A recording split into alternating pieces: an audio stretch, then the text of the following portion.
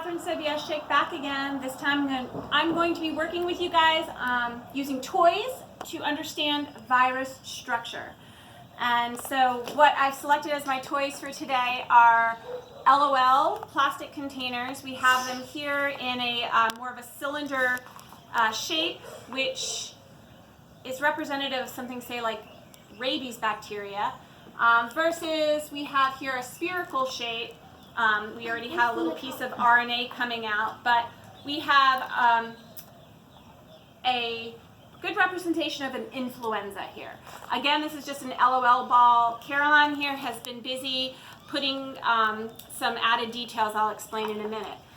What I want you to keep in mind is that we use models often to understand how something is built or shaped. It helps us learn how those structures might interact with other structures, about how something looks when they're so tiny.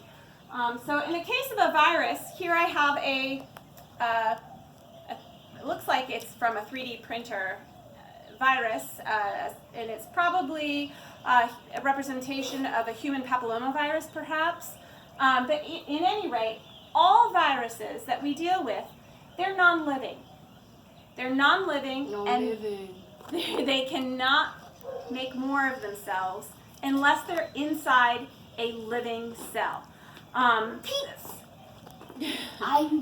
becoming more of me. Okay.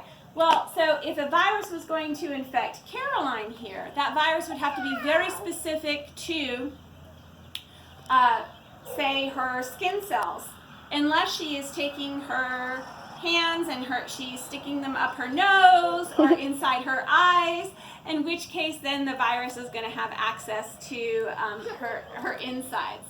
And that virus will only hurt her if it's a very specific one to the cell tissue inside her body. That's why we are not putting our hands by our face. Right now, especially. Caroline does not pick her nose. Yeah. Or does she? No. But what we want to get back to here, so we know viruses are non-living, and we know that they cannot make more of themselves unless they're inside a cell, and they're very specific to certain cells. How big are they? Okay, well we have a meter long piece of String? no, what do we call this? We use it in fabric. Tape measure. Measuring tape. Yep. Measuring tape. Okay. But when we're talking in terms of a virus, we're not talking in terms of meters. We're not talking even in terms of millimeters. Nanometers. We're talking in terms of nanometers, which are a billionth of a meter. So they're really small, so small that we cannot see them unless we have an electron microscope. And we're on like high power on a microscope, which requires. Okay, so the structure of our viruses, what we have for viruses is we have what's called a protein coat or a capsid. That's our LOL containers in this case. We also have a piece of genetic material. Could be DNA Or RNA. or RNA, okay? And that DNA piece is inside the capsid, and that, along with perhaps some receptors on the top of the capsid, maybe some enzymes, that is all a virus is. There's no organelles or organs or any other parts other than genetic material inside the virus. And it uses the receptors to recognize the cells it's going to infect, and it does that once it does recognize the cell it's going to infect.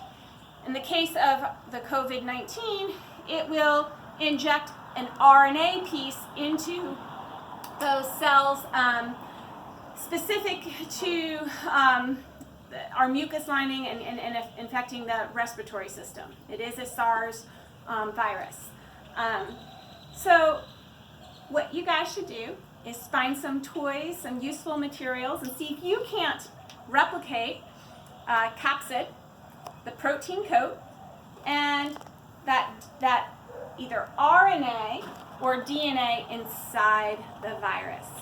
I found that it was even helpful to use some of the Caroline's other types of LOL containers, because if we could figure out how to open this, which in that case we'd have to have that specificity there to be able to open it. We could actually see the DNA inside. And then now my other daughter who's videoing, if you'd like to come and take a close-up of our virus model for today. Tomorrow we're going to be explaining the details and building models specifically of DNA and RNA, the genetic material that is found not just inside of viruses, but in almost every cell of your body. Yeah. Signing off until tomorrow. Yeah.